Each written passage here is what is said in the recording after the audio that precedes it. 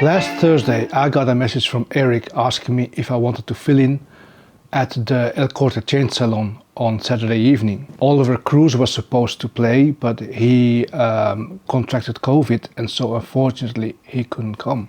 I needed about 0.3 milliseconds to say yes. Now, Corte Chained Salons have no fixed tandas, no cortinas whatsoever, and one of the most educated tango audiences that I've ever been a part of. This is how I approached and experienced this particular challenge and what I learned from it. The El Corte salons are infamous. El Corte is the birthplace of tango in Europe, along with 5 other locations as described by Erik in his interview with me. I have for a long time worshipped the DJs at El Corte for their sheer musical knowledge and their ability to please the crowd. The August edition is always a special one because once a year all the tango clubs in Nijmegen host a very inclusive tango week throughout the city. This means that although there are less regular El Corteans because of the summer travels, there are a lot of non-regulars that come to visit El Corte. But regardless, El Corte is always an event that is attended by an exceptionally large range of visitors. From all over the world and all walks of life can be taken literally at El Corte.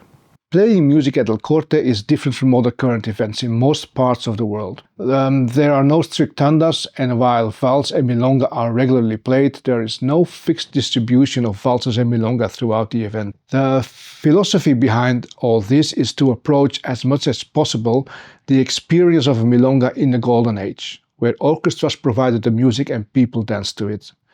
These orchestras did not play music in tandas, and they didn't count the tangos between vals and milongas. Music was near continuous, and while perhaps not everything was tango as we know it now, there was certainly nothing like cortinas as we are used to these days. Some orchestras like Secretos would spice up the evening by playing foxtrot, rumba or swing songs, but not all orchestras did, and there was nothing, it wasn't fixed.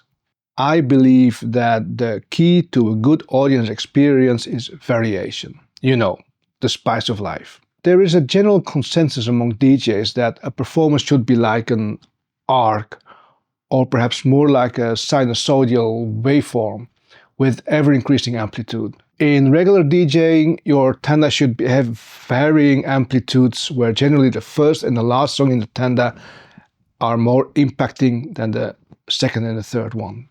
Of course, this is all theoretical, and the amplitude I refer to can be measured in energy, where the first and especially the last tango brings more energy to the dance floor, but it can also be measured in emotion, where the last tango, for example, brings a more emotional climax. And in that case, the energy comes from within and not from the beats per minute or the overall volume of the tango. I have always tried to approach my DJing like this, and I also applied this method to my DJing at El Corte. Now, when you have cortinas, you can use them in a variety of ways. You can use it to strengthen the emotion of the previous tanda. For example, you play an emotional Orchestra Tipica Victor tanda, and then you play an emotional song, so people take the emotion with them when they leave the dance floor. On the other hand, you can use a cortina to announce the next tanda. For example, if the next tanda will be milonga, I usually play a humorous or an uplifting cortina to get people in the mood. Or I will play a more energetic cortina in between 2 slower tandas so people don't fall asleep. But having no cortinas, it's a bit of a challenge. It's like being a guitar player and they take away your D string.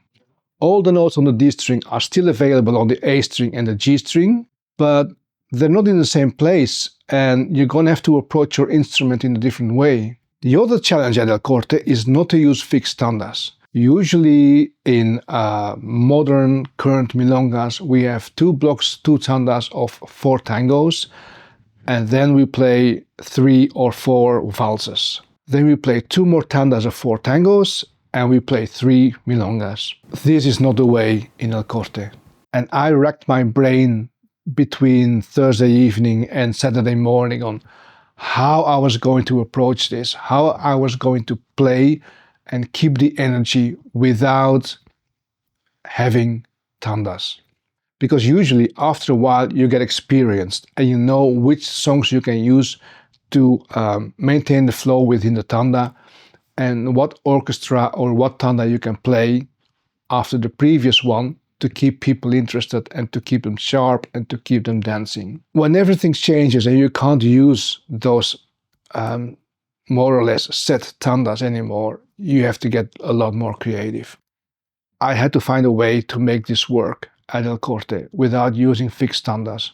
And I've been thinking really hard between getting the message on Thursday afternoon and before Saturday afternoon. I came up with maybe 3 or 4 ways on how to do this. And then I heard Stefan Wimmer play and I was inspired. And I thought, okay, I'm going to try to make tanda journeys where I will make a mix of comforting classics, lesser known traditional tangos, and maybe some creative detours to bring people from point A to point B and still make it exciting. I also didn't want to have a big difference from one tango to the next tango. I wanted the difference to be between the tango series and the valse series or the milonga series, but I wanted to be like create 20 to 25 minute long pieces or mixes of tango that would be inspiring and sound logical when you were dancing them. For example, in the space of 25 minutes, I started off with late 1930s D'Arienzos at 130 beats per minute. Then I played Paciencia by Canaro, which is also at 130 beats per minute, and which has not the same feeling, but it sort of transitions well. And then I moved over to Invierno from Canaro, which is by Robert Maida, which I followed up with Poema, not in the Canaro version, but in the version of Gorny Kramer. It starts out nothing like Poema, but once the clarinet comes in, it's clear that it's going to be Poema. Gorny Kramer also has the accordion going.